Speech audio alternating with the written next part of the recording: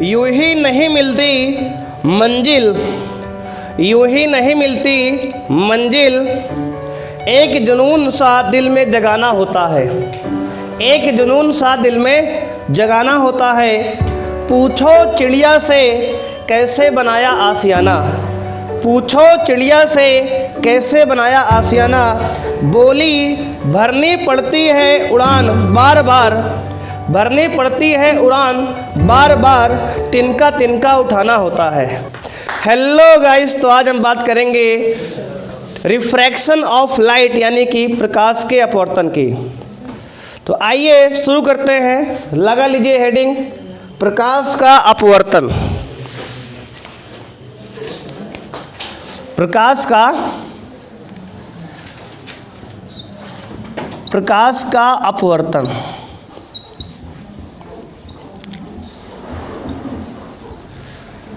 प्रकाश का अपवर्तन यानी कि refraction of light, refraction of light,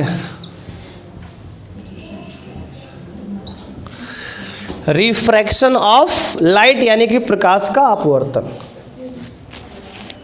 देखो होता क्या है, आप ध्यान से समझेंगे। प्रकाश का अपवर्तन क्या है? देखो, जब प्रकाश एक ही माध्यम में ट्रेवल करता है यानी चलता है, तो प्रकाश एक सीधी रेखा में चलता है हमेशा, ठीक है ना। तो पहला पॉइंट आप नोट करेंगे, जब प्रकाश किरण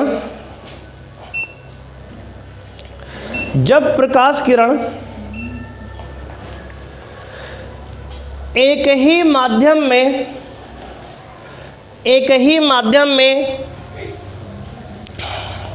जब प्रकाश किरण एक ही माध्यम में चलती है, तब वह एक सीधी रेखा में गमन करती है।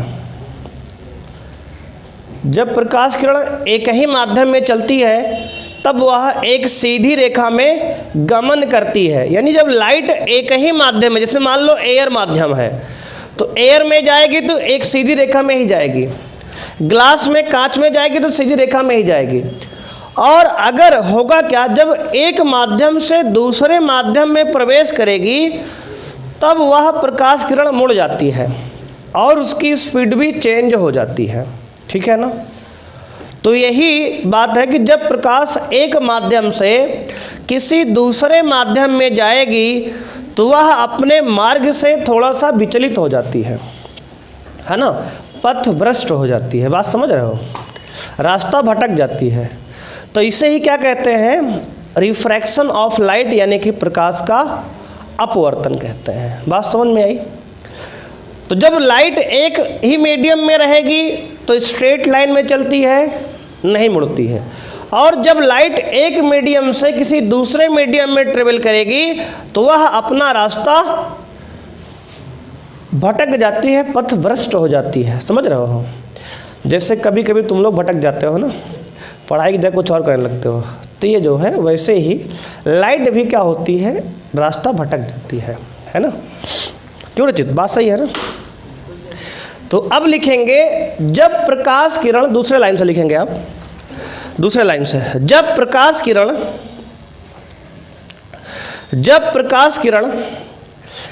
एक माध्यम से, जब प्रकाश किरण एक माध्यम से, जब प्रकाश किरण एक माध्यम से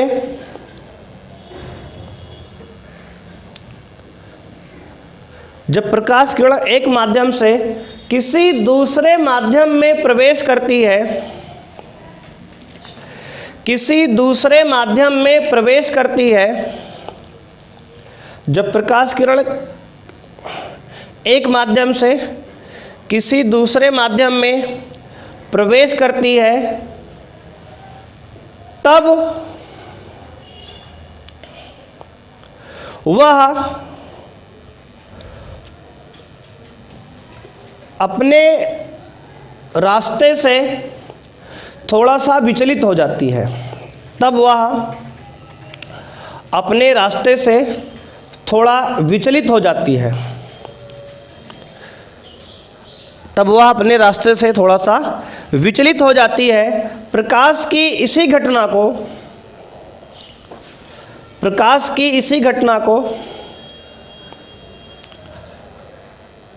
प्रकाश का अपवर्तन कहते हैं। प्रकाश की इसी घटना को प्रकाश का अपवर्तन कहते हैं। ठीक है, तो जब प्रकाश किरण एक माध्यम से दूसरे माध्यम में प्रवेश करती है तो अपने रास्ते से थोड़ा सा विचलित हो जाती है, और प्रकाश की इसी घटना को प्रकाश का परावर्तन या अपवर्तन कहते हैं ना, प्रकाश का अपवर्तन कहते हैं। अब ये विचलन होता क्यों है, एक माध्यम क्या है, दूसरा माध्यम क्या है, इसके बारे में सोचते हैं। जैसे मान लो लाइट आपकी एयर से यानी कि वायु से ग्लास में गई, कांच में गई। अगर एयर से प्रकाश किरण कांच में जाएगी तो एक माध्यम से दूसरे माध्यम में गई है, तो होगा क्या, अपने रास्ते से थोड़ा सा भटक जाएगी, है ना। इसी को प्रकाश का अपवर्तन कहा जाता है।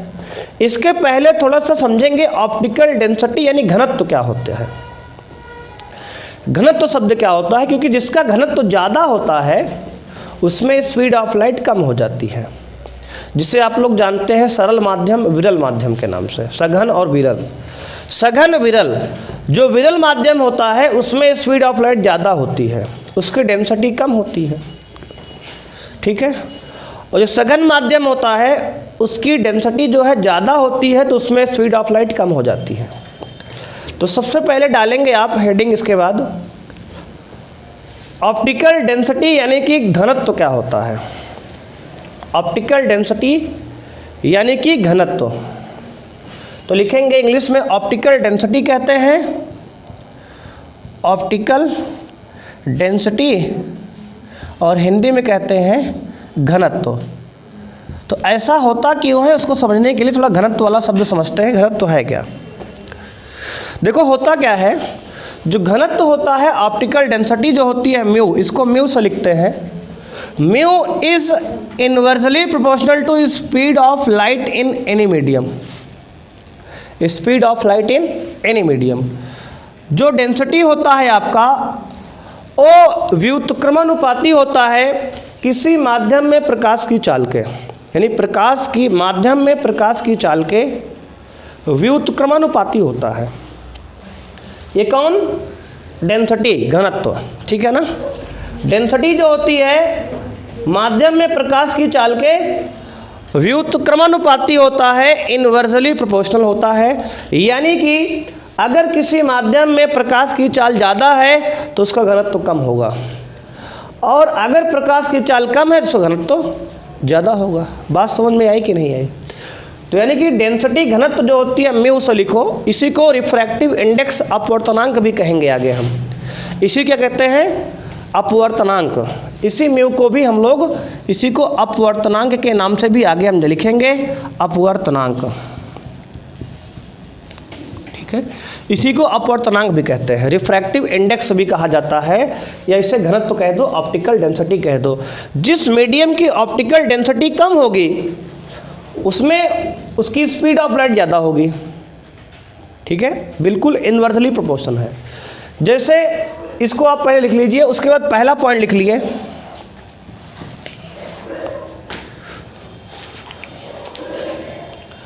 इसको जल्दी से नोट करिए पहले आप।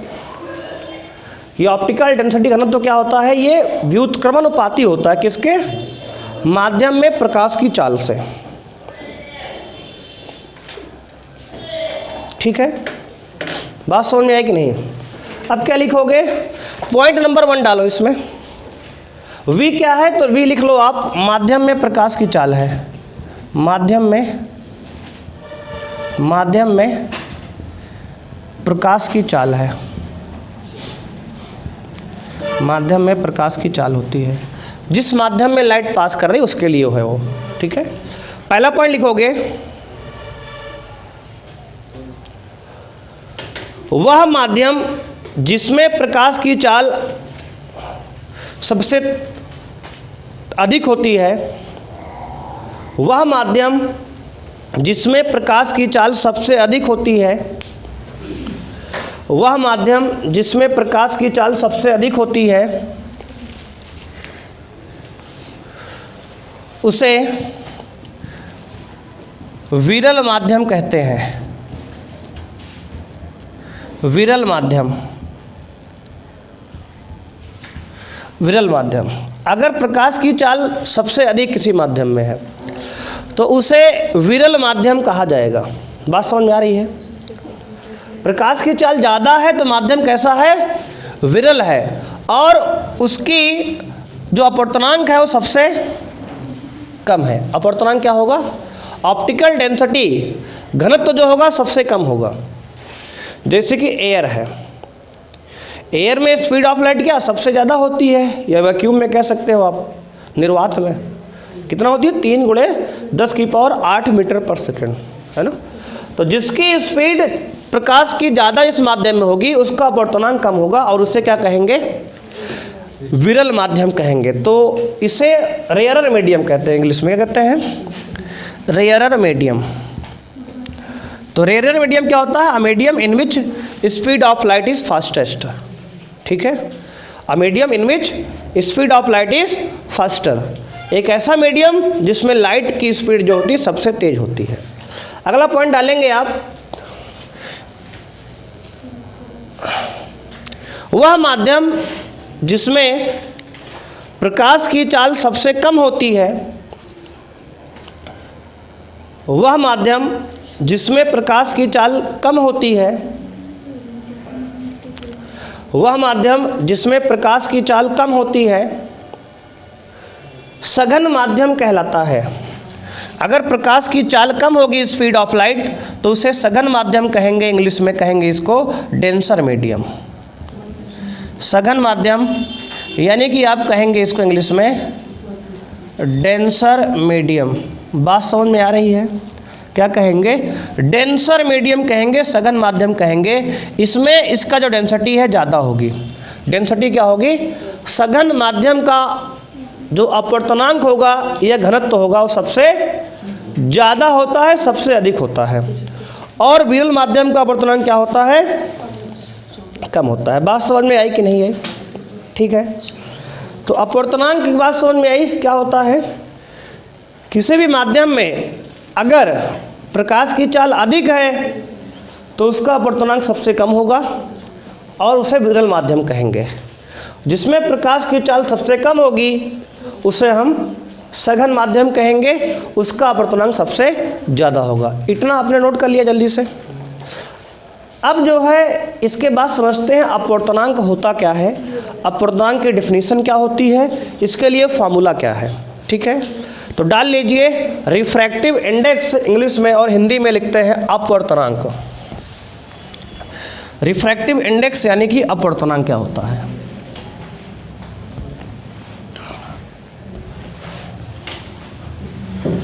तो डालेंगे अपवर्तनांक।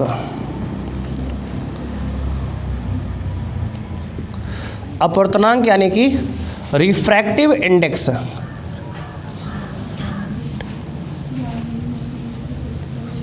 रिफ्रैक्टिव इंडेक्स अपवर्तनांक क्या होता है? तो लिखेंगे किसी माध्यम में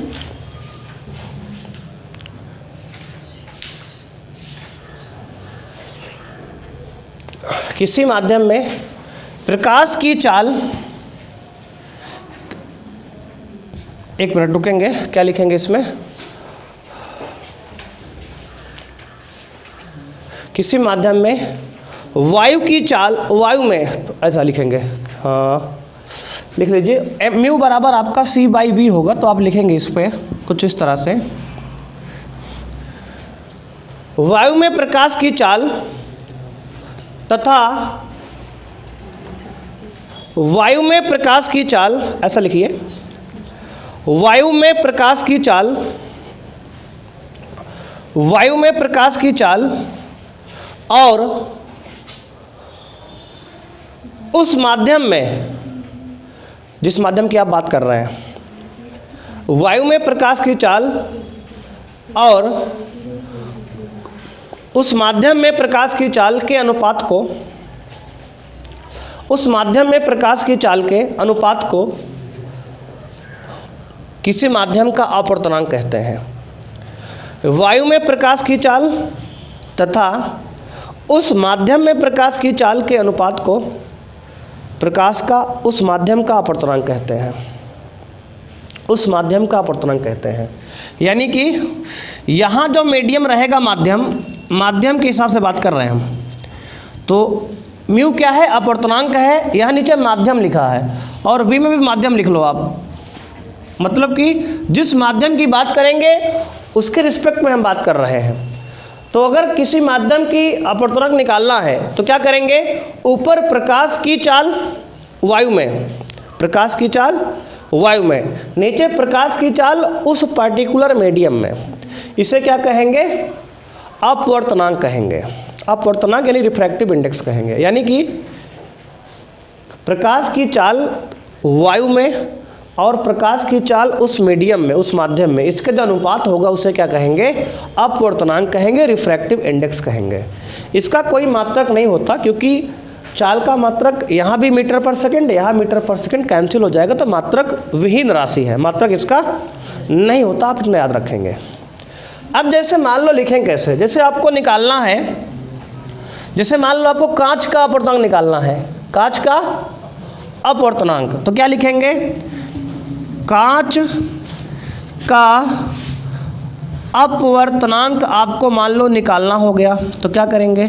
लिखेंगे म्यू कांच, हिंदी में या इंग्लिश में ग्लास लिख देंगे। म्यू कांच मतलब कांच का अपवर्तनांक की बात की जा रही है। देखो हमने जो माध्यम लिखा है वो माध्यम यहाँ लिखेंगे इस तरह, कांच, बात समझ रहे हो आप? म्यू ग्लास, कांच का अपवर्तनांक बराबर कितना होगा? C अपॉन वी, वी किसकी? कांच की, है ना। इंग्लिश में लिखेंगे तो क्या लिखेंगे? म्यू जी, ग्लास लिख दो यहाँ, बराबर C अपॉन वी किसका? ग्लास का। यानी कि अगर आपको ग्लास का अपवर्तनांक निकालना है तो क्या लिखोगे? प्रकाश की चाल वायु में बटे प्रकाश की चाल ग्लास में, कांच में। अगर इसको आप डिवाइड करोगे तो आपके पास क्या आएगा? कांच का अपवर्तनांक आ जाएगा निकल के, ठीक है। ये आपका फॉर्मूला है, बात समझ में आई? अब कुछ माध्यम के अपवर्तनांक हम लोग डायरेक्ट नोट करेंगे और उसको याद करेंगे, है ना। डायरेक्ट कुछ वैल्यू याद कर लो आप, जैसे कि एयर का, तो बात करेंगे एयर के अपवर्तनांक की, तो म्यू जो होता है एयर, हवा का, वायु का अपवर्तनांक 1 होता है। क्या होता है? वायु का अपवर्तनांक आपका 1 होता है। अगर बात करें म्यू वाटर की, जल की, तो जल का जो अपवर्तनांक होता है 1.33 होता है। और अगर बात करें ग्लास यानी कांच का अपवर्तनांक तो 1.5 होता है। और अगर बात करें डायमंड की तो आपका डायमंड यानी हीरा, इसका अपवर्तनांक 2.4 होता है, ठीक है। बात समझ में आई कि नहीं आई? तो यहाँ पे आप ध्यान रखेंगे। तो अपवर्तनांक कैसे निकालते हैं? तो अपवर्तनांक का एयर का कितना होता है? 1 होता है। जल का अपवर्तनांक 1.33 होता है। ग्लास कांच का अपवर्तनांक 1.5 होता है और डायमंड का अपवर्तनांक 2.4 होता है। अगर ये 2-3 वैल्यू याद है तो आपका काम चल जाएगा।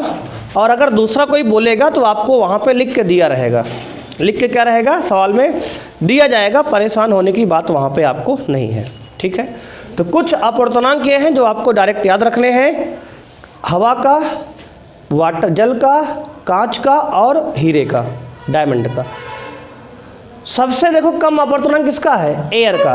अगर अपवर्तनांक सबसे कम एयर का, हवा का है, तो स्पीड ऑफ लाइट, प्रकाश की चाल सबसे कम, ज़्यादा किस में होगी? सबसे ज़्यादा प्रकाश की चाल वायु में होती है, क्योंकि उसका अपवर्तनांक क्या होता है? कम होता है। तो जिसका अपवर्तनांक कम होता है उसमें प्रकाश की चाल उस माध्यम में ज़्यादा होती है, ठीक है ना। अगर बात करें कि इन माध्यम में प्रकाश की चाल सबसे कम किस में होगी? इन सभी माध्यम में प्रकाश की चाल सबसे कम आपका डायमंड में होगी, हीरे में, क्योंकि इसमें इसका अपवर्तनांक जो है सबसे ज़्यादा है इन 4 मीडियम के रिस्पेक्ट में। अगर बात करें कि एयर और वाटर में किस में प्रकाश की चाल ज़्यादा होगी? एयर वाटर में, तो एयर में। वो कम किस में होगी? तो वाटर में, क्योंकि उसकी डेंसिटी जो है, ये ऑप्टिकल डेंसिटी, घनत्व तो कह सकते हो, अपवर्तनांक कह सकते हो, ढेर सारे नाम है ना। अपवर्तनांक कह दो, घनत्व तो कह दो, है ना। क्या इसका ज़्यादा होता है, जिसका घनत्व ज़्यादा होगा उसमें स्पीड क्या होगी? कम हो जाएगी लाइट की। इतनी बात समझ में आई जी।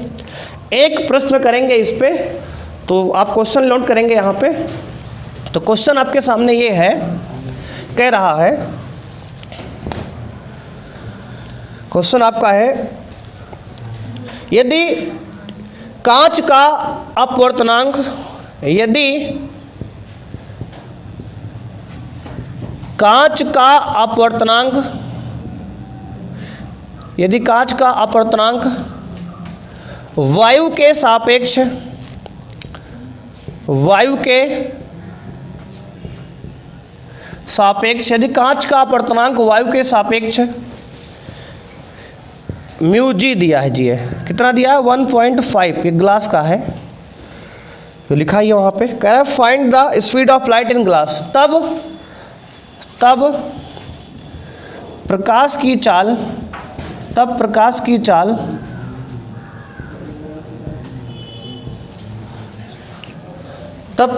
चाल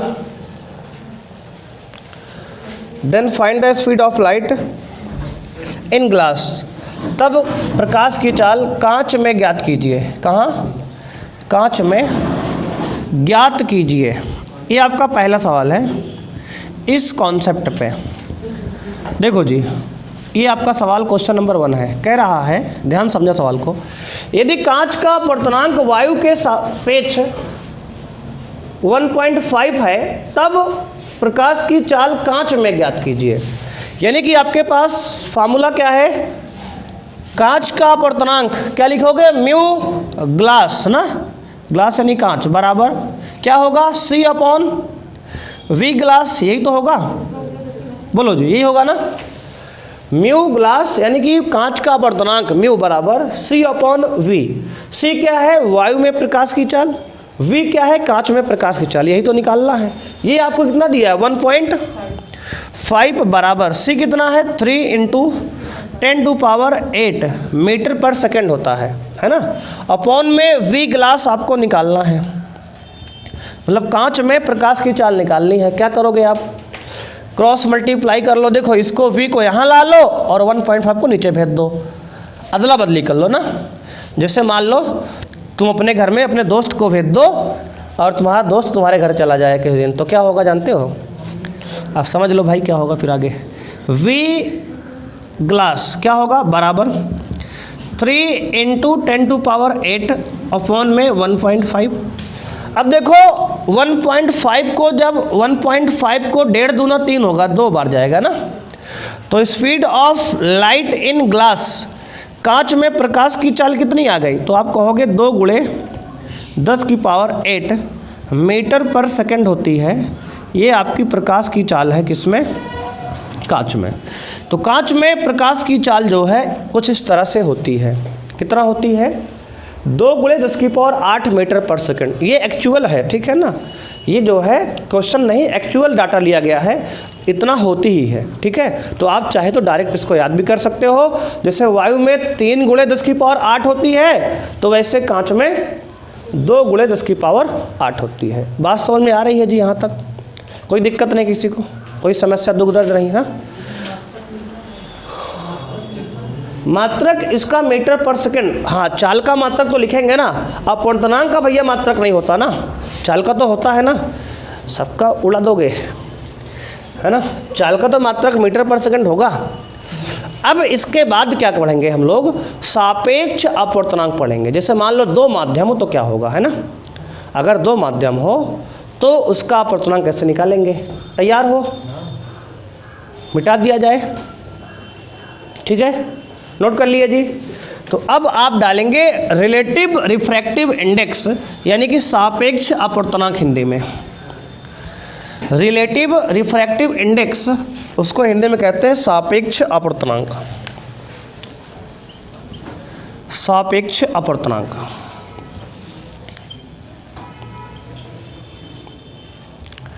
तो आप ध्यान देंगे सापेक्ष अपवर्तनांक क्या होता है, इंग्लिश में रिलेटिव रिफ्रैक्टिव इंडेक्स इसको कहा जाता है, ठीक है ना। अब देखो जैसे मान लो आपके पास दो मीडियम है, ठीक है, एक मीडियम आपके पास ये है, माध्यम एक है, ये क्या है, माध्यम एक है जिसका रिफ्रैक्टिव इंडेक्स मान लेते हैं μ1 है, क्या है, μ1। ये दूसरा माध्यम 2 है, इसका रिफ्रैक्टिव इंडेक्स अपवर्तनांक 2 है, ठीक है। माध्यम एक का अपवर्तनांक μ1, माध्यम 2 का अपवर्तनांक μ2। ये लाइन डिवाइड कर रही है माध्यम को, इसके ऊपर दूसरा माध्यम, नीचे दूसरा माध्यम।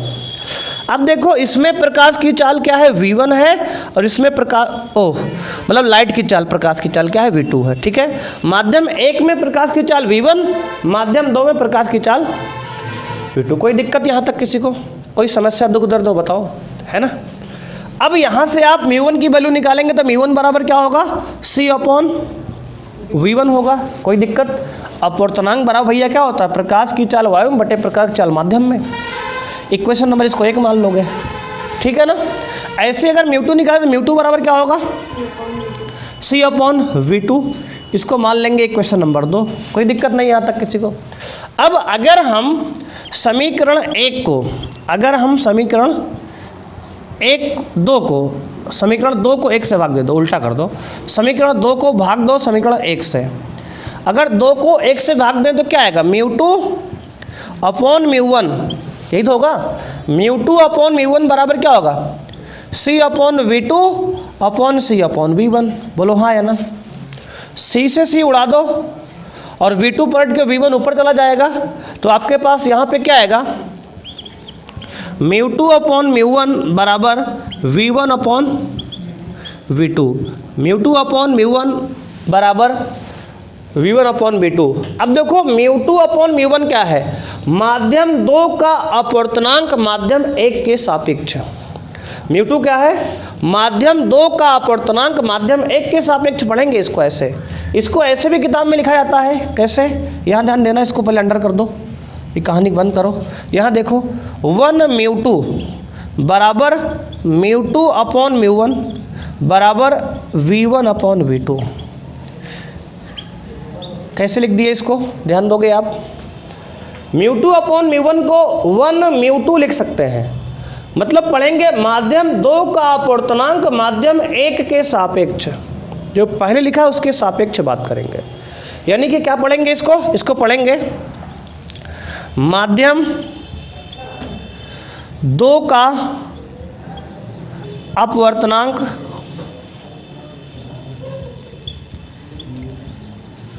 माध्यम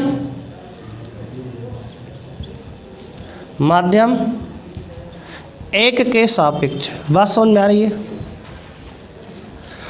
माध्यम 2 का अपवर्तनांक माध्यम 1 के सापेक्ष बात कर रहे हैं हम लोग, क्या होगा, 1μ2 बराबर μ2/μ1 बराबर v1/v2। मतलब समझ रहे हो, μ2 माने माध्यम 2 का अपवर्तनांक, μ1 माने माध्यम 1 का अपवर्तनांक बराबर v1 माने माध्यम 1 में प्रकाश की चाल, v2 माने माध्यम 2 में प्रकाश की चाल, है ना। अगर यहाँ से ध्यान से देखो तो म्यू जो है व्युत्क्रमानुपातीय प्रकार की चाल के, देखो अगर μ2 ऊपर तो v2 नीचे, देखो ध्यान से, अगर μ1 नीचे तो v1 ऊपर है, यानी कि अपवर्तनांक जो होता है प्रकाश की चाल के व्युत्क्रमानुपाती होता है। यहाँ से भी देख सकते हो, बात समझ में आई। तो ये फॉर्मूला कैसे याद रखोगे, जो ऊपर माध्यम होगा उसका अपवर्तनांक निकालेंगे नीचे वाले के सापेक्ष में। अगर ऐसा लिखा समझ जाना कि दूसरे माध्यम का अपवर्तनांक पहले माध्यम के सापेक्ष। कुछ एग्जाम्पल करते हैं तो बात समझ ज़्यादा आएगी। जैसे मान लो लिख दें हम AμG, इसका मतलब क्या पढ़ोगे आप, कांच का अपवर्तनांक हवा के सापेक्ष, एयर के सापेक्ष। बात समझ में आई। जैसे यहाँ 1μ2 लिखा था तो माध्यम 2 का अपवर्तनांक माध्यम 1 के सापेक्ष पढ़ लिए, आप वैसे ही सेम AμG मतलब ग्लास कांच का अपवर्तनांक एयर यानी कि वायु के सापेक्ष। कैसे लिखोगे फॉर्मूला, μg/μA बराबर VA/VG।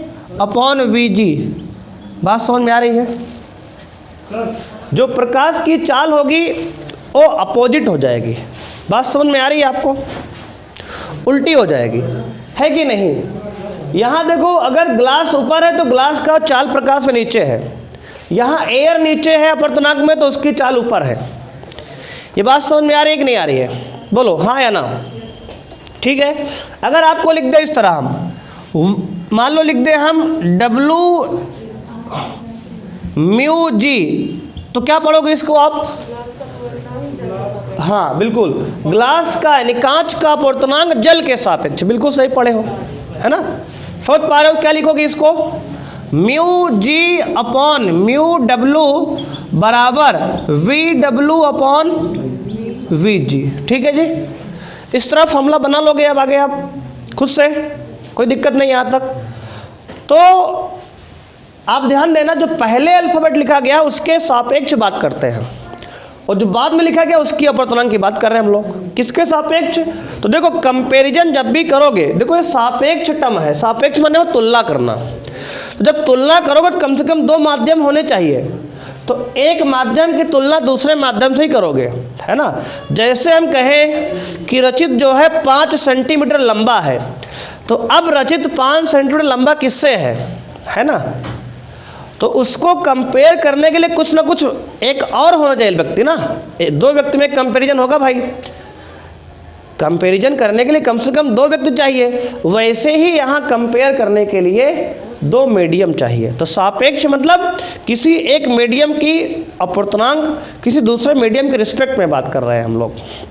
तो जो रिस्पेक्ट में होगा वो यहाँ पहले लिखेंगे और यहाँ इसको नीचे लिखेंगे, और प्रकाश की चाल में उल्टा अनुपात होगा चाल वाले में। अगर यहाँ तो यहाँ ए आएगा, यहाँ ए तो यहाँ जी आएगा, फिर समझ रहे हो ना, उल्टा रेशियो। तो बोलो यहाँ तक की बात सबको समझ में आ गई जी? इसको अच्छे से नोट कर लो पहले। तो आज इतना ही बच्चे करेंगे, मिलते हैं नेक्स्ट क्लास में। तब तक के लिए थैंक यू, बाय बच्चों, मिलते हैं नेक्स्ट क्लास में।